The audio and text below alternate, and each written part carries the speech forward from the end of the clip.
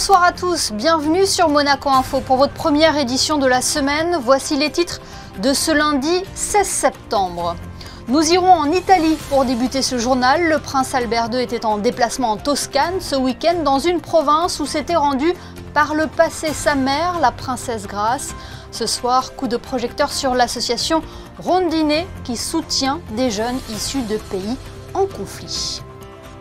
Une relève de la garde particulière ce midi sur le Rocher avec la compagnie des Carabiniers du Prince qui a reçu l'ensemble musical de la 6e flotte américaine.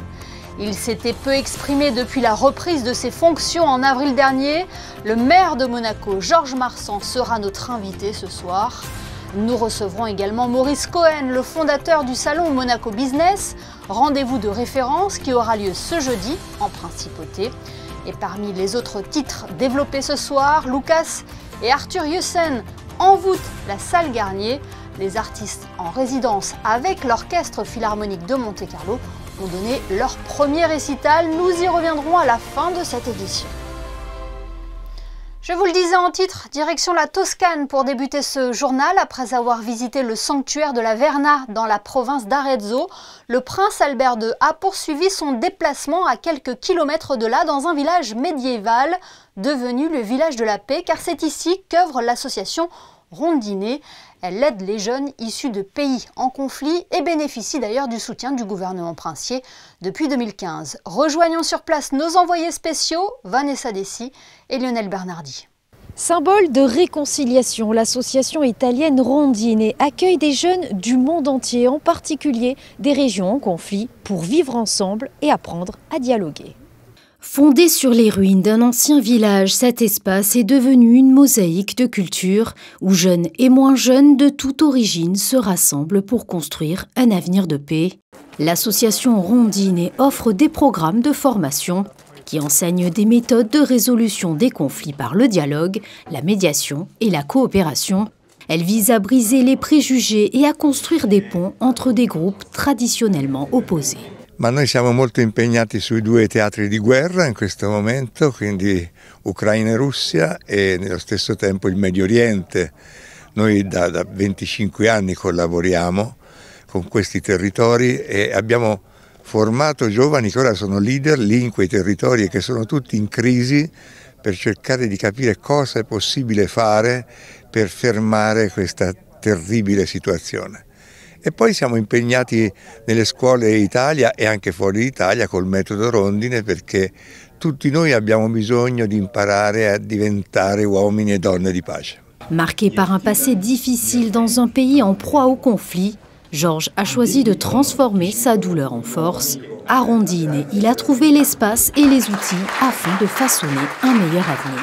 Je suis malien, du pays d'Ogon précisément. Et mon histoire est très simple. Je suis un rêveur et mon rêve m'a amené dans un lieu où un rêveur quand même a mis en place un programme qui ramène les gens qui viennent des pays en conflit, en post-conflit. J'ai fait 2 ans ici. Ensuite, je suis reparti au Mali pour mettre en place un projet social qu'on appelle Educ for Peace, qui vise à aider c'est-à-dire les enfants déplacés à repartir à l'école. De Rondine, j'ai fait un stage à Martin Luther King Center. Et de Rondine, je suis devenu ce qu'on appelle un jeune engagé pour le plaidoyer, surtout pour l'agenda jeunesse, paix et sécurité. L'association est donc une invitation à repenser le monde, à croire que la paix est possible et à œuvrer ensemble pour qu'elle devienne une réalité. Et à l'issue de ce déplacement, le prince Albert II s'est confié au micro de Vanessa Dessy. Le souverain revient sur cette visite qui a revêtu une dimension plus personnelle, car en 1968, sa mère, la princesse Grace, et sa sœur, la princesse Caroline, s'étaient rendues dans cette province d'Italie. C'est vrai qu'elle nous avait parlé à l'époque de sa visite à la Verna, et c'est un lieu absolument tout à fait extraordinaire. Et on comprend mieux les paroles de Saint François d'Assise quand on visite ce lieu et de voir quelle impression ça a pu lui faire. Et même si les monuments ont changé, mais la nature a peu changé, et de pouvoir voir aussi les images de la visite de ma mère et de ma sœur, la princesse Caroline, qui était guide à l'époque, puisque c'était un camp de guides qui était là au pied du banc du monastère. Et donc voilà, c'était un très émouvant pèlerinage en quelque sorte, mais un très beau moment. Et de retour en principauté, le prince Albert II a reçu aujourd'hui au palais princier Manuela Ruossi. L'ambassadeur d'Italie à Monaco a remis ses lettres de créance au prince souverain. Dans sa carrière, Manuela Ruossi a notamment été affectée à l'ambassade d'Italie près le Saint-Siège en tant que première secrétaire. Son parcours l'a également amené à évoluer au sein de l'ambassade d'Italie à Tunis. Un nouveau défi s'offre donc à elle en devenant la représentante diplomatique de son pays en principauté. Restons sur le rocher avec un cérémonial qui fascine et qui attire de nombreux curieux quotidiennement aux alentours de midi. La relève de la garde était un peu particulière ce lundi car elle a accueilli l'ensemble musical de la 6e flotte américaine. Plus de détails dans ce reportage de Frédéric Elion et Camille Caloni. La relève de la garde rassemble chaque jour des centaines de curieux, place du Palais. Ce lundi, le cérémonial était encore un peu plus spécial puisqu'à l'issue de la relève, l'orchestre de la 6e flotte des États-Unis a interprété une aubade, 4 morceaux devant le Palais princier sous les yeux du prince Albert II et de Manuela Ruossi, nouvel ambassadeur d'Italie à Monaco, qui venait de présenter ses lettres de créance au souverain dans la matinée. It has been an absolute honor to perform here at the Palace today.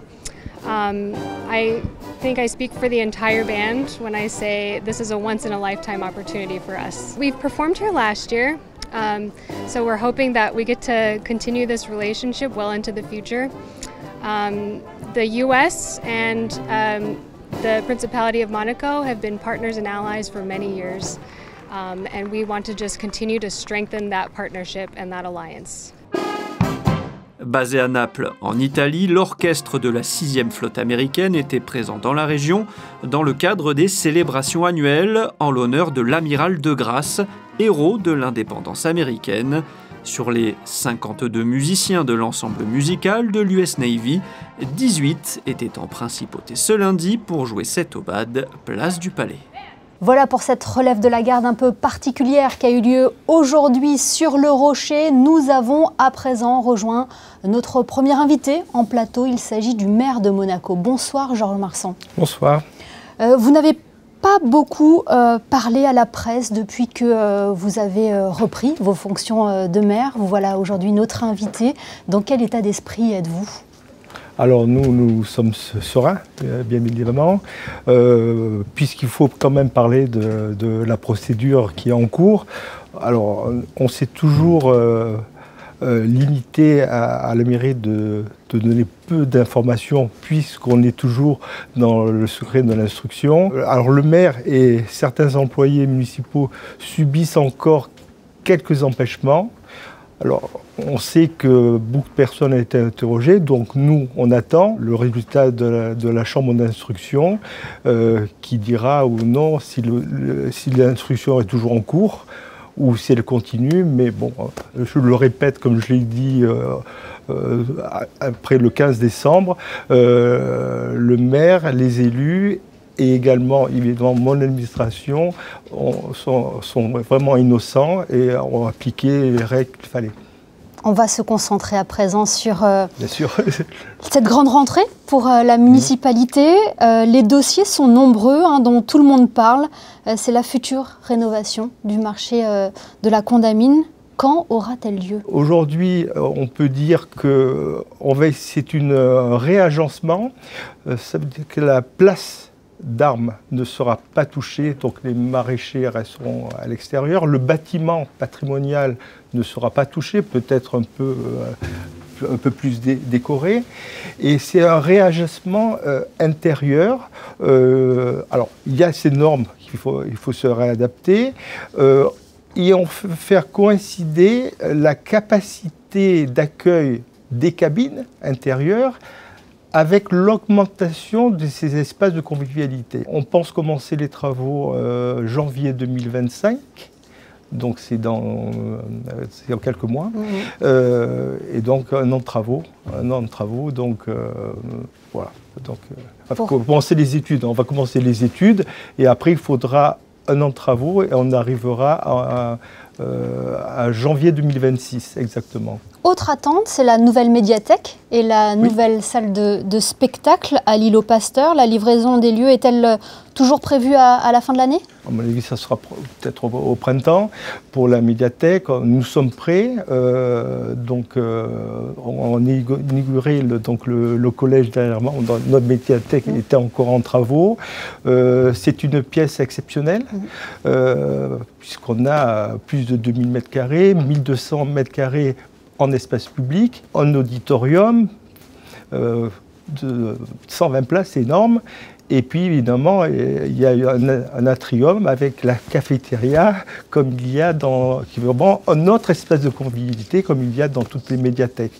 Autre lieu que les Monégasques et les touristes aiment aller flâner, c'est le jardin exotique. Est-ce que vous avez des bonnes nouvelles à nous annoncer ce soir? Nos jardiniers ont toujours continué à travailler, à entretenir notre jardin. Donc, début de l'été 2025, un jardin exotique tout neuf et qui va proposer une offre touristique et culturelle exceptionnelle au Monaco pour compléter ce paysage. Cette rentrée politique est marquée par de nouveaux visages au sein du gouvernement princier. Est-ce que vous avez déjà échangé avec le nouveau ministre d'État, Didier Guillaume, ou le nouveau ministre de l'Intérieur, Lionel Beffre? Oui, alors Lionel Beffre, le ministre de l'Intérieur, vous savez, c'est le référent de la mairie. C'est un conseiller ministre qui est important. J'ai eu une visite au ministère d'État. J'ai pu rencontrer le nouveau ministre d'État. On a de grands dossiers en commun. Le principal dossier, bien évidemment, c'est le dossier du cimetière et des travaux au niveau de l'îlot Charles III. Donc là, nous travaillons ensemble. Ce sont les dossiers prioritaires que nous avons avec le gouvernement. Justement, monsieur le maire, vous évoquez le cimetière de Monaco. Où en est ce dossier? Il faut savoir que le cimetière, aujourd'hui, il ne répond plus, entre guillemets, aux normes, par exemple aux handicapés. Donc il y a une modernisation du cimetière. Mais pour faire ces travaux et pour moderniser le cimetière, il y a 207 tombes ou caveaux qui doivent être déplacées. Il devrait y avoir un accord des familles pour le transfert des sépultures. C'est un domaine extrêmement sensible. Nous, ça sera fait dans le respect des familles. Moi-même, ma famille est concernée parce que j'ai ma grand-mère maternelle. Nous avons une sépulture pour ma grand-mère maternelle. Donc j'en ai parlé en famille et ça se passera très bien. Il faut faire beaucoup de pédagogie, je pense. Il faut bien expliquer ce qu'on fait et puis on aura un cimetière qui sera beaucoup plus adapté pour que les personnes puissent venir se recueillir sur les tombes. Monsieur le maire, nous parlons de nouveaux visages. Il y a également un nouveau visage au sein de la mairie de Monaco. C'est Isabelle Costa qui a été nommée dernièrement secrétaire générale. C'est une personne, ses qualités évidemment professionnelles, c'est quelqu'un qui est beaucoup à l'écoute. Et donc moi je suis évidemment très heureux qu'elle vienne travailler avec nous. Elle a beaucoup de travail, on a parlé de rentrée, donc elle a pris évidemment tous les dossiers en cours. Et puis, elle a je vais donner des priorités. Alors, plus technique, elle a des priorités sur le système financier de la mairie qu'on doit faire évoluer, mais également, on a créé il y a quelques mois, officiellement, une commission du règlement intérieur. Alors, donc ça a été, il y a quelques élus dedans, tout simplement pour établir et fixer les règles et les principes déontologiques, éthiques et de conformité pour les élus, le maire et les élus. Eh bien, merci beaucoup, monsieur le maire. Merci, Georges Marsan, d'avoir été notre invité ce soir sur Monaco Info. Merci à vous. Vous avez pu le suivre en direct sur notre antenne ce week-end. Monaco s'est qualifié pour les playoffs du groupe 1 Monde de Coupe Davis dimanche après avoir nettement dominé le Maroc 4-0. Et maintenant, quelle est la suite pour l'équipe monégasque? Christophe Boggetti nous livre quelques éléments de réponse. Le DTN de la Fédération monégasque de tennis s'exprime au micro de Christophe Paco. Maintenant, on a tirage au sort, nous attendons le tirage au sort pour jouer une équipe qui nous permettra de monter dans le groupe 1. Et il y a du gros. Ah oui, il y a des grandes équipes qu'on va retrouver, notamment la Grèce pour ne citer qu'elle. C'est ça, avec les frères Tsitsipas. Voilà, qui s'ils participent, ils n'ont pas participé cette année, mais quelquefois ils participent. Et le prochain tour aura lieu début février, comme toujours? Oui, comme toujours. Ça ne change pas. Ça, ce qui change, ou ce qui c'est encore, ce qu'on a encore vu peut-être pas avec le temps, c'est de voir cette effervescence qu'il y a autour de votre équipe. Oui, c'est ça. Et puis notamment penser au futur. Et la présidente m'a donné une mission, c'est de pérenniser le haut niveau que nous avons actuellement. Et donc nous essayons de rechercher les futurs joueurs de demain. Oui, parce que pour l'instant, à l'instant T, on a une équipe qui va se reconstituer pour février avec un vrai numéro 1, un vrai numéro 2 et une grande équipe de double. Absolument, absolument. Nous l'espérons, voilà, et puis on sera au top. Valentin de retour, on l'espère, comme Lucas Catarina. Hein. C'est ça. Après le traitement médical, on espère vraiment qu'il soit au top. C'est une très belle année pour Monaco quand même, ça va perdurer. Vous avez dit qu'une relève, il y a déjà des jeunes qui sont dans votre académie, on allait dire entre guillemets. Oui, c'est ça, nous faisons tout pour essayer de valoriser, en sachant que les meilleurs des jeunes, pour être à ce niveau, on doit conjuguer deux choses, donc la mission fédérale, encore une fois, que nous faisons tout pour qu'il soit le meilleur possible, et aussi une volonté familiale de les suivre, et les deux font, comme nous le voyons là avec nos joueurs, les deux font venir des joueurs de haut niveau. On reste dans le sport avec ce soutien de taille pour les joueuses du Monaco Basket Association, celui de la Société des Bains de Mer. Les deux entités ont officialisé ce matin un partenariat de longue durée, ceci afin d'atteindre les objectifs du club, évoluer en Ligue féminine 2. Tous les détails dans ce reportage de Sarah Inkari et Jean-Alexandre Dordet. C'est avec une fierté non dissimulée que les 10 joueuses ont, une par une, récupéré leur maillot pour la 14e saison à l'occasion d'une conférence de presse organisée au Casino de Monte-Carlo. Floqué SBM, il traduit le soutien naissant du groupe. On a des sponsors, mais c'est des petits sponsors. Aujourd'hui, SBM qui arrive, ça donne vraiment, j'ai envie de dire, motivation en plus pour les filles, pour l'équipe. Et aujourd'hui, vraiment, c'est quelque chose d'exceptionnel qui nous arrive. Avec cette signature, la Société des Bains de Mer s'engage un peu plus pour le sport et en particulier pour le sport féminin auquel elle croit profondément. Nous avons des grandes équipes de sport collectif masculine qui nous connaît, l'AS Monaco Football Professionnel. Nous avons aussi une très grande équipe de basketball masculin depuis quelques années qui est là encore championne de France au sommet de ce qui se fait en Europe. Mais nous n'avons pas encore une grande équipe de sport collectif féminin. Donc voilà, nous sommes très actifs au sein de la SBM pour agir pour l'égalité femmes-hommes au sein du groupe, notamment d'abord bien sûr dans les carrières professionnelles, mais nous avons pensé qu'il était bien que nous aidions aussi le basketball féminin monégasque à monter, on l'espère, dans les prochaines années vers les sommets. Concrètement, la SBM apportera un soutien financier au club et lui mettra à disposition plusieurs infrastructures prestigieuses comme les salles de sport et les spas de ses hôtels et des thermes marins. C'est quelque chose de fou. On a créé ce club. La première année, on n'avait pas de salle. On s'est entraîné sur un parking à Menton. On a fait tous les matchs à l'extérieur et on est monté quand même pour arriver au bout de 5 ans en National 3 et on a mis 2 ans. Après, on est monté en National 2 et en 2017, on a fait ce qu'on appelle l'année en or. On a été champion de France, on a gagné notre trophée Coupe de France. Et moi, je me souviendrai toujours la secrétaire du club qui m'a dit « Mais Eric, on va s'arrêter où ?» J'ai dit « Regarde les étoiles, on va y aller. » Destination les étoiles donc, avec l'appui du resort le plus étoilé d'Europe. Premier match ce week-end face à Montpellier. Les filles sont prêtes. On a gagné nos 4 matchs amicaux, donc on s'est déjà mis en confiance. Donc on a une équipe vraiment déterminée et très costaud pour cette nouvelle saison. Donc voilà, on est vraiment très ravis et contentes de pouvoir commencer ce championnat dès samedi. Et nous serons toutes et tous derrière elle.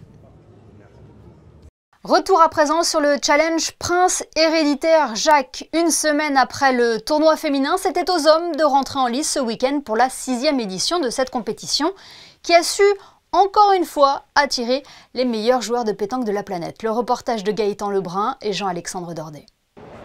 C'est le tournoi le plus relevé du monde qui se déroulait ce week-end au Boulodrome Régnier 3. Tout le gratin de la pétanque mondiale s'était réuni en principauté pour cette 6e édition du challenge Prince héréditaire Jacques. Pas moins de 11 champions du monde étaient présents pour représenter leur fédération, parmi lesquels on retrouve la Thaïlande, championne du monde en titre, le Bénin, vice-champion du monde, l'Italie, tenante du titre, et bien sûr l'équipe de France, composée de la paire Christophe Sarriot et Dylan Rocher, qui pour leur première participation ici, ont remporté le tournoi et s'adjugent les 5 000 € promis aux vainqueurs. C'est vrai qu'honnêtement, là, un cadre comme ça, idyllique, on a vraiment été bien reçus par l'organisation. Un beau prize money aussi, il faut vous le souligner, parce que la pétanque en France, on ne gagne pas énormément non plus. Donc tout ça réuni fait qu'on est là, on a envie de gagner et aller sur la plus haute marche du podium. Donc voilà, je suis très heureux et rendez-vous l'année prochaine, quoi. Parmi les 32 équipes présentes cette année, Monaco avait 8 équipes engagées dans le tournoi, dont les 2 doublettes Louis Marsil et José Rivière, qui ont réussi l'exploit de se hisser jusqu'en quart de finale, pour la plus grande joie de la Fédération monégasque de pétanque. L'autre point de satisfaction, c'est sur une compétition qui était aussi relevée, voire plus relevée qu'un championnat du monde. Nous avons hissé 2 équipes monégasques en quart de finale, et je suis très fier d'eux. Après, Dylan, avec qui j'ai discuté, m'avait dit « Didier, je viens ici pour gagner ». J'ai dit Dylan, c'est bien, mais il y en a 31 aussi d'équipes qui souhaitent s'imposer, et il avait raison, il a gagné. Une 6e édition réussie pour l'International Challenge Prince Héréditaire Jacques, qui aura su battre son record de l'année dernière en totalisant plus de 2 millions de vues sur les réseaux sociaux. C'est l'événement B2B en principauté. La 12e édition du Monaco Business aura lieu ce jeudi au Sea-Club du Méridien Beach Plaza. Ce salon va réunir les entrepreneurs monégasques afin de leur permettre d'échanger tout en présentant aux visiteurs les spécificités économiques de Monaco. Une actualité que nous allons développer avec le fondateur du Monaco Business, Maurice Cohen, qui est en duplex avec nous. Bonsoir Maurice Cohen. Oui, bonsoir Émilie. Une nouvelle édition donc pour Monaco Business, preuve que ce rendez-vous est désormais devenu un incontournable en principauté. C'est la 12e édition du salon, donc c'est un salon qui est dédié aux entreprises pour faire du business entre elles, donc essentiellement des entreprises monégasques qui sont représentées, une 50aine, une 60aine, et puis tout un cycle de conférences qui doit attirer normalement des entrepreneurs pour venir écouter l'ensemble des conférences. C'est ce qui fait la force de Monaco Business aujourd'hui ? Sa force, je pense que c'est notre programme de conférences qui attire les entrepreneurs, et puis après la présentation de tout ce qui est important à voir en entreprise sur Monaco. Donc il y a du numérique, il y a du bancaire, il y a des associations, beaucoup d'entrepreneurs qui viennent exposer leur savoir-faire au Monaco Business. Et puis, surtout, c'est le cycle de conférences. On a une première conférence avec le MEB sur le santé et bien-être à Monaco, un système exemplaire. On a une conférence, un success story avec une introduction de M. Pierre-André Capori, avec 4 entreprises qui vont raconter leur histoire. L'après-midi, on a une conférence de Luc Ferry, le professeur de philosophie, écrivain et ancien ministre, qui va parler de la frénésie du bonheur. Puis après, une autre conférence sur le numérique à Monaco, qui est faite par la Chambre du numérique. Et puis, la dernière conférence sera faite sur la stratégie bas carbone d'entreprise. Quels bénéfices et comment définir, avec Annabelle Jagère-Sédou, directeur de la mission pour la transition énergétique. Et puis voilà, le Monaco Business sera ouvert par son Excellence Monsieur Didier Guillaume, ministre d'État. Voilà, beaucoup d'événements. Chaque thème est propre à l'activité et aux enjeux que Monaco défend. On a essayé d'élargir cette année, puisqu'on était très numérique jusqu'à présent. Et là, on a voulu un peu changer et avoir un peu plus de sujets qui puissent intéresser l'ensemble de nos entrepreneurs. Vous l'avez dit, l'ancien ministre français de l'Éducation nationale, Luc Ferry, sera présent pour évoquer le bonheur. C'est une notion qui est de plus en plus importante de nos jours. Exactement. Donc, il le fait très bien, parce que moi, je l'ai écouté à Paris. C'était fantastique. C'est d'après donc un livre qu'il a écrit, d'ailleurs, et qui sera présenté pendant la manifestation. Donc, je pense que ça va être une conférence qui est déjà très sollicitée. Vous savez, et puis tout ça, c'est toutes les inscriptions aux conférences, c'est gratuit pour les entreprises. Donc, il faut simplement s'inscrire sur le site internet de Monaco Business. Vous avez mentionné, Maurice Cohen, les intervenants de qualité qui seront présents lors de Monaco Business. Et on l'entend, ce sont des intervenants de la principauté. À part Monsieur Luc Ferry, je veux dire, l'ensemble des intervenants viennent de la principauté. On a, vous savez, un comité de pilotage qui est formé des organisations de Monaco, avec le MEB, avec la FEDEM, avec le gouvernement, la présence de Monsieur Stéphane Bruno à nos côtés, et puis nos partenaires Télis, Monaco Digital, Infotel, la SMEG, etc. C'est avec eux que nous formons, que l'on décide du programme de conférences. C'est la preuve aussi d'une belle économie monégasque, de l'attractivité du pays également. C'est la preuve d'une bonne santé de notre économie et qui va s'accroître encore, j'espère, durant l'année 2024 et 2025. Et puis en plus de ça, j'ai oublié de vous dire qu'il va y avoir la signature d'un protocole d'accord de coopération économique avec la Chambre de commerce et d'industrie Provence-Alpes-Côte d'Azur, qui est présidée par Philippe Renaudy, et qui sera signé par Michel Dotta, président du Monaco Economic Board. Oui, il y en a des choses qui se passent, qui se déroulent pendant le Monaco Business. Un très beau programme qui se clôturera par la remise du prix du numérique. Alors, cette année, on a innové. Comme on est sorti un peu du numérique, ça sera le prix du Monaco Business. Voilà, on va choisir une entreprise que l'on va mettre en avant et qui a été élue par l'ensemble des membres du comité de pilotage, qui sera remis à 18h, qui sera suivi d'un petit cocktail pour nos exposants. Merci beaucoup, Maurice Cohen, d'avoir été notre invité ce soir. Merci à vous, à bientôt. Dernièrement, nous évoquions sur notre antenne la rentrée de l'Orchestre Philharmonique de Monte-Carlo avec son administrateur Sylvain Charnet. Si la saison sera officiellement lancée le 22 septembre prochain, un avant-goût a pu être donné dimanche par les artistes en résidence, les frères Lucas et Arthur Jussen. José Sacré vous en dit plus dans ce reportage réalisé avec Olivier Bonello.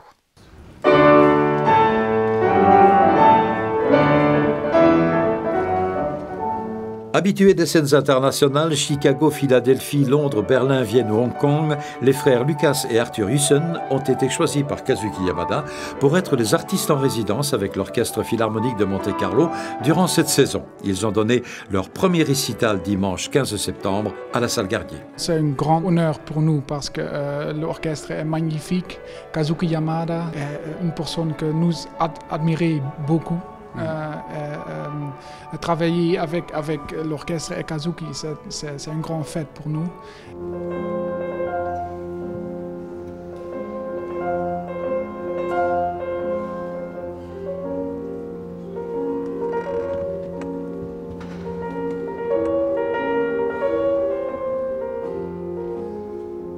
Arthur et Lucas Jussen jouent ensemble depuis leur enfance et si leur succès va croissant, ils aiment insister sur le fait que c'est d'abord et surtout le fruit d'un travail intense et permanent. Le plus important, c'est que nous avons de talent, mais ne pas beaucoup, ne pas plutôt de ne pas travailler. Nous ne sommes pas géniaux. Nous avons toujours travaillé beaucoup pour faire pour faire bon de piano. Et c'est très, très important parce qu'il y a des musiciens qui peuvent jouer. Il n'y a pas besoin de répéter beaucoup. Et ça va tout bien. Yuja Wang, Lang Lang, ce sont des géniaux. Mais nous ne sommes pas. Nous avons besoin de beaucoup de travail. Mais nous aimons de travailler. Prochain concert des frères Jussen, les 13 avril, 22 juin et le 20 juillet dans la cour d'honneur du Palais Princier.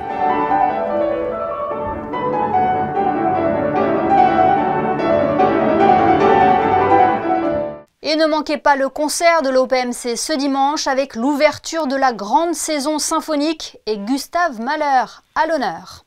Comme tous les lundis, nous vous proposons de découvrir un nouveau numéro de Ceux qui font Monaco avec vous, Christine Datomel. Oui, aujourd'hui on se retrouve au 5 avenue Saint-Michel. Nous avons découvert pour vous une petite pépite nichée à quelques pas du casino. Upiamu Ufrescu, un nom bien monégasque, est ouvert depuis 18 ans déjà et fait le bonheur des pendulaires mais aussi des résidents.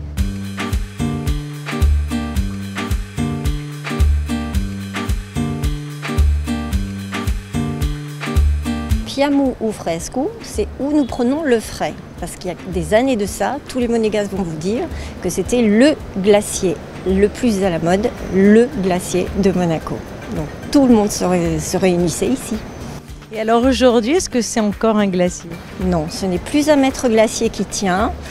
Il était situé place Léo Ferré et quand le Parc Palace a été construit, ils sont venus s'installer ici et ça a changé de nomination. C'est devenu un petit snack, un petit restaurant, voilà, une petite crêperie au fur et à mesure. Et malheureusement, le terme de glacier s'est un petit peu effacé avec les années. Mais vous avez conservé le nom? Ah, toujours. Je crois qu'il n'a jamais changé de nom. Jamais. Et alors, qu'est-ce que vous proposez à la carte aujourd'hui? Des choses très simples, croque-monsieur, salade. Et nous avons surtout les galettes bretonnes et les crêpes sucrées. Voilà. Quelle est l'ambiance de votre établissement? Très familiale. Les gens viennent tous les jours quasiment, avec des enfants, sans les enfants. Ce sont des gens qui travaillent dans le quartier. Donc ils savent qu'ils peuvent venir. C'est pas un gros budget. Donc tous les jours on les a et on se connaît, on s'appelle tous par les prénoms. C'est vraiment très familial. Vous l'aurez compris, Piamou Fresco vous accueille du lundi au vendredi ici pour l'heure du déjeuner. Mais sachez également que l'établissement vous propose des petits déjeuners dès 7 h du matin. C'est bon à savoir. Merci Christinda. Passons à vos prévisions météo. Pour cela, Sarah Inkari nous a rejoint en studio. Bonsoir Sarah. Il paraît que cela se gâte pour la journée de demain, Sarah. Bonsoir Émilie, bonsoir à tous. Oui, malheureusement, le ciel azur auquel nous sommes habitués n'est pas au programme de ce mardi. Même si la matinée sera relativement ensoleillée, des passages nuageux viendront rapidement noircir le paysage l'après-midi. Le risque d'averses orageuses n'est pas à épargner et le vent soufflera avec des rafales estimées à 55 km/h.